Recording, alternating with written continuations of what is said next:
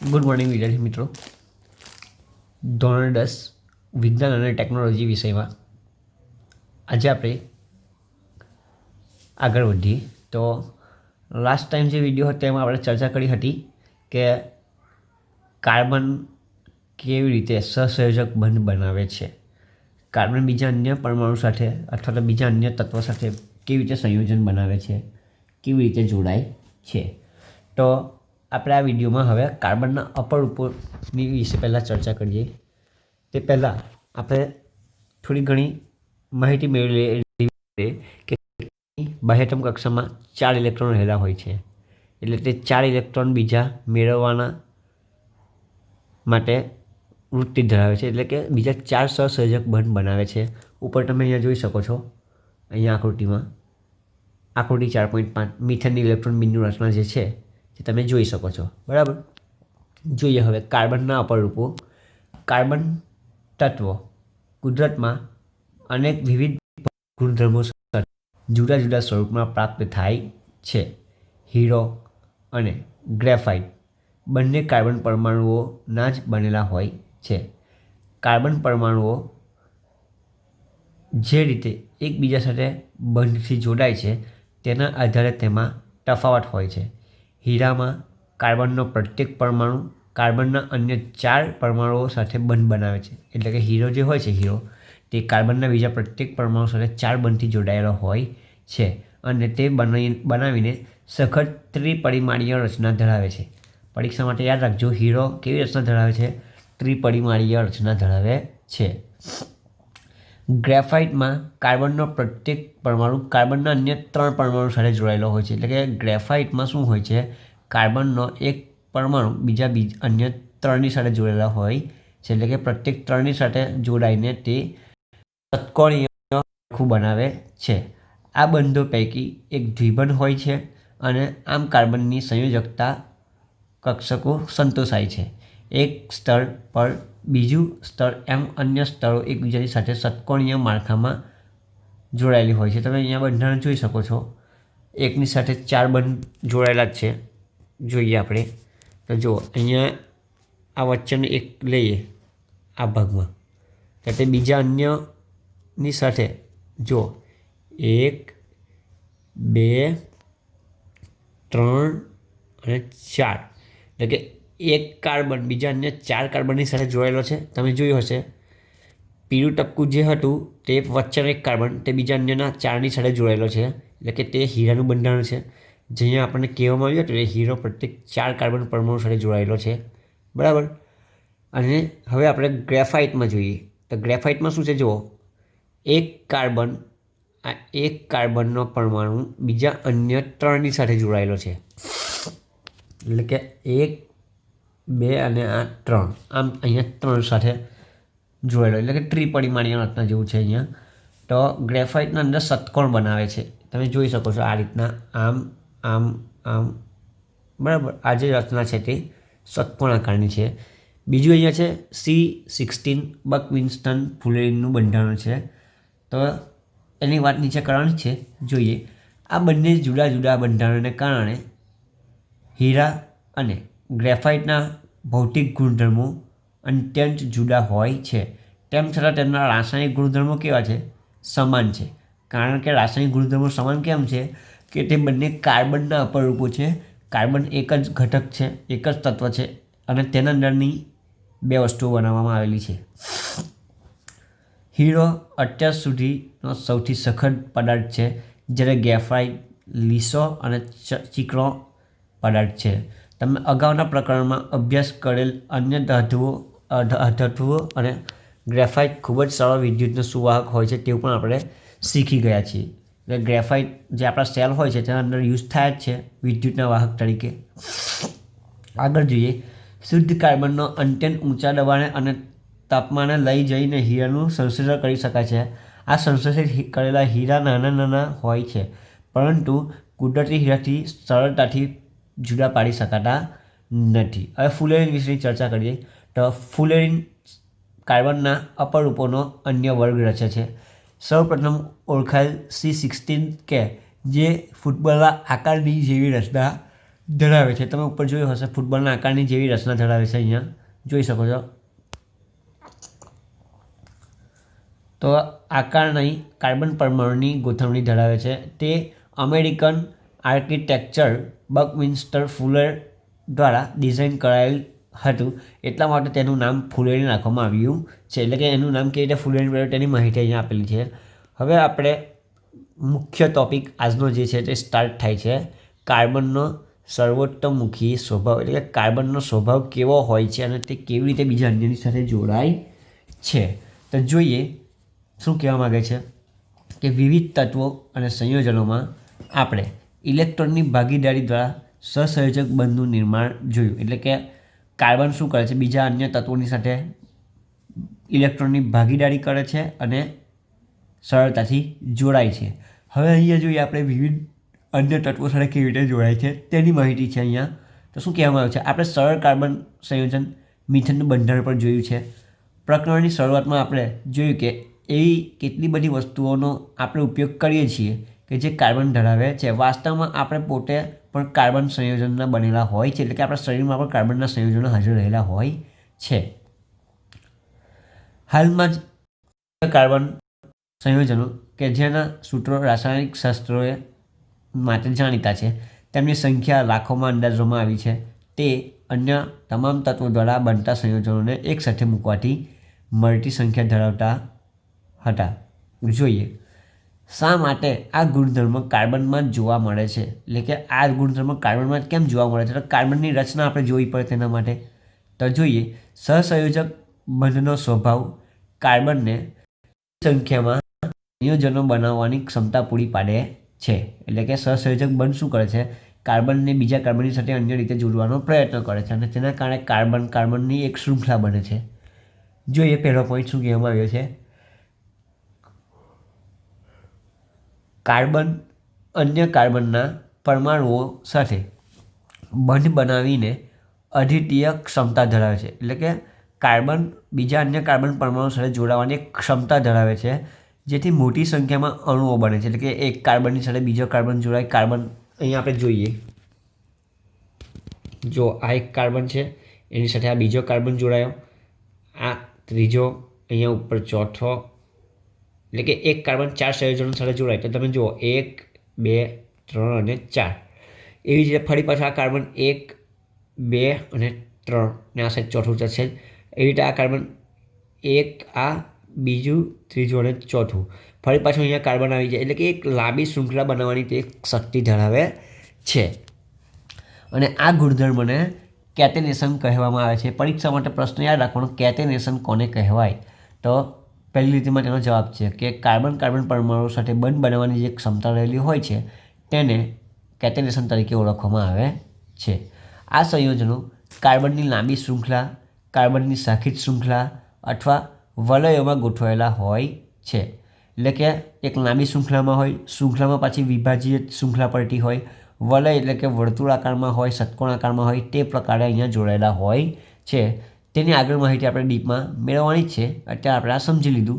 આગળ જોઈએ તો વધુમાં કાર્બનનો પરમાણુ એકલ બંધ અથવા દ્વિબંધ અથવા ત્રિબંધથી જોડાયેલો હોઈ શકે છે. એટલે કે કાર્બન વચ્ચે જુઓ, અહીંયા આપણે જોઈએ તો કાર્બન વચ્ચે સિંગલ બંધ હોઈ શકે, કાર્બન વચ્ચે 2 બંધ હોઈ શકે, અથવા તો કાર્બન વચ્ચે 1, 2 અને 3 બંધ હોઈ શકે છે. તો એક બંધ હશે ત્યાં તેને આપણે એકલ બંધ કહીશું, 2 બંધ હશે તેને દ્વિબંધ કહીશું, 3 બંધ હશે તેને આપણે ત્રિબંધ તરીકે ઓળખીશું. બરાબર ને. તો અત્યારે આપણે અહીંયા આગળ જોઈએ. હવે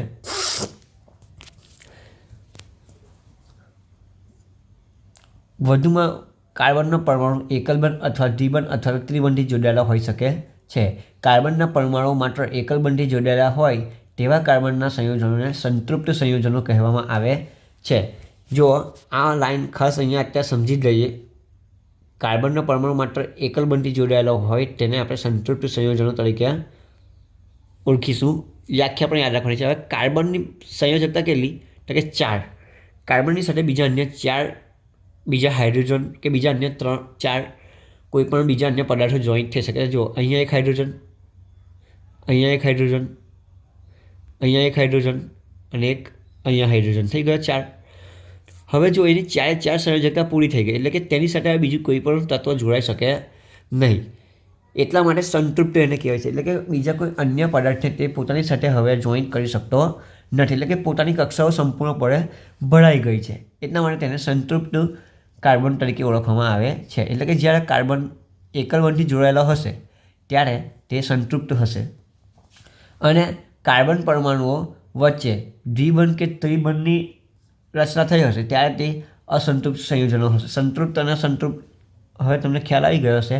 એટલે કે દ્વિબંધ કે ત્રિબંધ હોય તે રચનામાં જો કોઈ પૂછવામાં આવે કે આ સંતૃપ્ત સંયોજન છે કે અસંતૃપ્ત, ત્યારે આપણે જોઈને કહી શકીએ. બરાબર. હવે બીજો પોઈન્ટ જોઈએ તો કાર્બન સંયોજનમાં જે હડક કેટાયનેશનનો ગુણધર્મ ધરાવે છે તે કોઈ બીજા તત્વમાં જોવા મળતો નથી. એટલે કે કાર્બન જે કેટાયનેશનનો ગુણધર્મ ધરાવે છે આવી શૃંખલા બનાવવાનો તે બીજા કોઈ અન્ય તત્વોમાં જોવા મળતો નથી. સિલિકોન હાઇડ્રોજન સાથે જે સંયોજનો બનાવે છે અથવા પરમાણુઓ સુધીની શૃંખલા બનતી હોય છે, પરંતુ આ સંયોજનો અતિ ક્રિયાશીલ હોય છે. કાર્બન કાર્બન બંધ ખૂબ જ પ્રબળ હોય છે, તેથી તે સ્થાયી છે. એટલે કે કાર્બન કાર્બન બંધને તોડવા માટે ખૂબ જ વધારે ઊર્જાની જરૂર પડે છે, એટલા માટે તે સ્થાયી છે. જે આપણને કાર્બન પરમાણુના એકબીજા સાથેના જોડાણથી મોટી સંખ્યાઓમાં સંયોજનો આપે છે. એટલે કે મોટી સંખ્યામાં સંયોજન આપતા હોય છે. કાર્બનની સંયોજકતા 4 હોય છે અત્યારે આપણે વાત કરી. તેથી તે કાર્બનના અન્ય 4 પરમાણુઓ અથવા તો કેટલાક અન્ય એક સંયોજક તત્વના પરમાણુઓ સાથે બંધ બનાવવાની ક્ષમતા ધરાવે છે.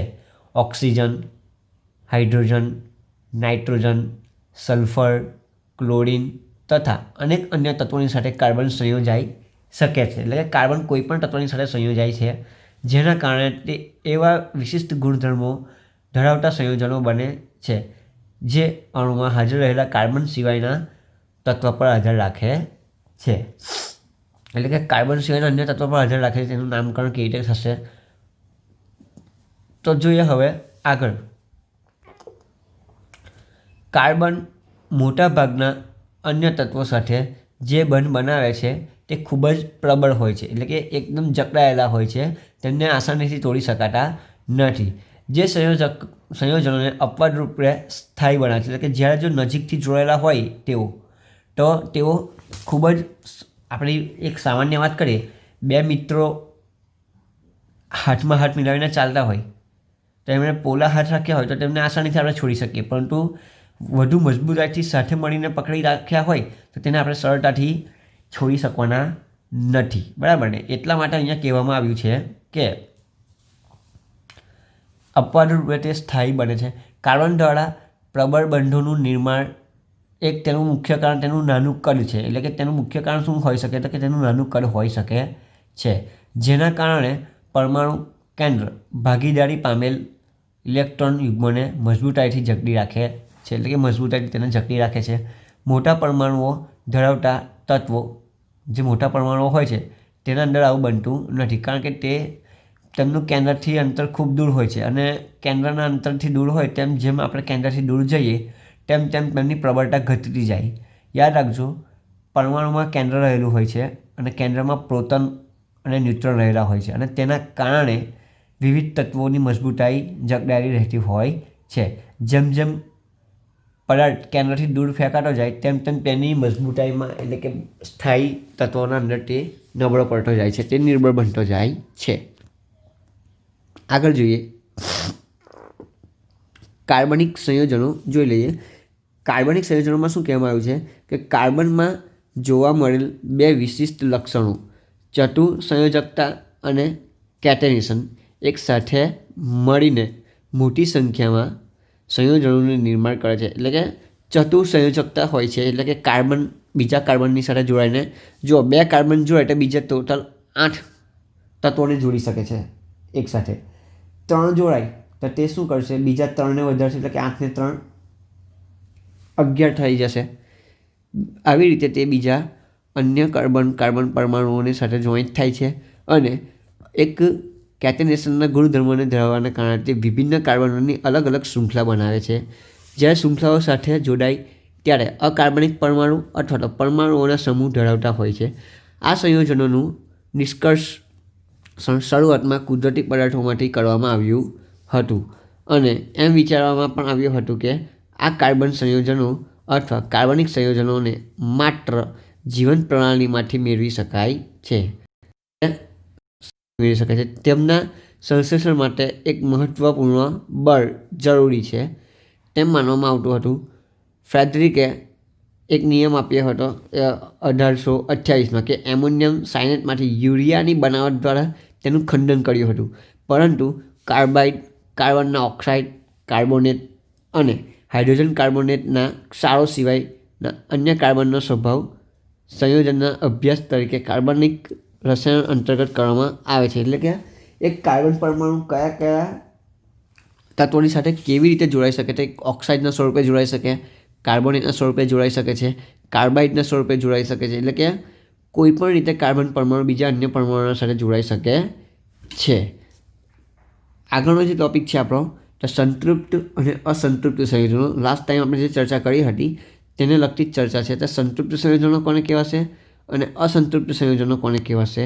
તો શોર્ટમાં જુઓ, સંતૃપ્તની માહિતી આપણે મેળવી હતી, પરંતુ હવે અસંતૃપ્તની માહિતી મેળવીએ તો જુઓ, કાર્બન અહીંયા હાઇડ્રોજન ધરાવે, અહીંયા હાઇડ્રોજન ધરાવે છે અને અહીંયા બે બંધ જોડાઈને અહીંયા આ રીતે હાઇડ્રોજન અને આ રીતે હાઇડ્રોજન ધરાવે છે. બરાબર. હવે તમે જોઈ શકો છો 4 એના બંધ પૂરા થાય છે. અહીંયા 2, પછી આ ત્રીજો અને આ ચોથો.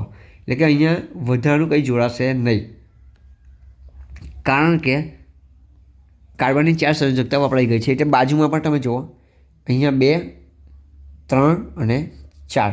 એટલે કે બંને કાર્બનની 4 સંયોજકતા વપરાઈ ગઈ છે, પરંતુ અહીંયા દ્વિબંધ દેખાય છે. આગળની વ્યાખ્યા મુજબ શું થઈ શકે? દ્વિબંધ હોય તે કેવું સંયોજન કહેવાય? અસંતૃપ્ત કહેવાય. હવે અસંતૃપ્ત છે એટલા માટે અંદર વધારાનો હજુ કોઈ પદાર્થ દાખલ કરવો હોય તો આપણે આ 2 જે બંધ છે તેને તોડવા પડે. 2 બંધ તૂટે તો શું જોવા મળશે? તો કે આ રહેલા 2 બંધ આમ તૂટશે અને એક બંધ અહીંયા જોઈન્ટ થાય, બંધ અહીંયા જોઈન્ટ થશે. એટલે કે અહીંયા તો હાઇડ્રોજન હતા જ. હવે અહીંયા કોઈ બીજું તત્વ હાઇડ્રોજન અથવા બીજું કોઈ અન્ય તત્વ જોડાઈ શકે છે એની સાથે. તો આ બંધ તૂટીને કંઈક બનાવે છે. તમે જોયું અહીંયા 2 બંધ હતા તે તૂટ્યા અને પોતપોતાના ઇલેક્ટ્રોન લઈ લીધા. એટલે કે કાર્બનનો 1 ઇલેક્ટ્રોન અને આ કાર્બનનો 1 ઇલેક્ટ્રોન ભેગા મળીને એક બંધ બનાવ્યો હતો. તે હવે આ અહીંયા આવતો રહે છે ઇલેક્ટ્રોન અને આ ઇલેક્ટ્રોન અહીંયા આવતો રહે છે બાહ્યતમ કક્ષામાં. તો ત્યારબાદ તે અન્ય સંયોજનની સાથે જોડાઈ શકે છે અને આ રીતે સંતૃપ્તમાંથી અસંતૃપ્ત જો સંતૃપ્ત હોય તો તેને અસંતૃપ્ત બનાવી શકાય અને અસંતૃપ્તને સંતૃપ્ત બનાવી શકાય છે. આમ આપણે હવે આગળના જે અભ્યાસ કરીશું તેના અંદર ડિટેલમાં માહિતી મેળવીશું. અત્યારે આપણે અહીંયા અટકીએ છીએ. નેક્સ્ટ વિડીયો આપણે જ્યારે હશે તે સંતૃપ્ત અને અસંતૃપ્ત સંયોજનોના કાર્બનના સંયોજનોના વિશેની માહિતી મેળવીશું. સાથે સાથે આપણે કાર્બનની શૃંખલાઓ, શાખાઓ અને વલયો કેવી રીતે બને છે તેની માહિતી પણ મેળવીશું. તમે આ કોષ્ટકને ધ્યાનથી એકવાર વાંચી લેજો, કારણ કે આ કોષ્ટક હવે ઇમ્પોર્ટન્ટ છે. આ કોષ્ટકના આધારે જ આપણે આગળનું જે ટૉપિક છે તેની ચર્ચા કરવાની છે. તો કોષ્ટકમાં કોઈ બહુ ખાસ વાત નથી. જ્યારે આપણે નેક્સ્ટ ટાઈમ મળીશું ત્યારે આપણે એ કોષ્ટકને કેવી રીતે યાદ રાખવું તે ખૂબ જ સરળ છે. તો એનું નામકરણ પણ આપણને યાદ રહી જશે. પરંતુ અત્યારે તમે વાંચી લેજો, જેથી કરીને તે સમયે તમને નવું ન લાગે, નવા શબ્દો ન લાગે. અત્યારે એકવાર તમે વાંચી લેશો તો થોડી ઘણી તમને સમજ પડશે. બાકીની સમજ આપણે અને પછીના નેક્સ્ટ વિડીયોમાં ભેગા મળીશું ત્યારે તો મેળવવાના જ છે. તો અત્યારે આપણે અહીંયા અટકીએ છીએ. જેટલું ચાલ્યું છે તેને ધ્યાનથી વાંચી લેવું, રિવિઝન કરી લેવું. સ્વાધ્યાય પોથીમાં આવતા અનેક નાના નાના પ્રશ્નો, વૈકલ્પિક પ્રશ્નો એની પણ માહિતી મેળવી લેવી, લખી લેવું અને મને બતાવવાના રહેશે. બરાબર ને? તો અત્યારે આપણે અહીંયા અટકીએ છીએ. Thank you.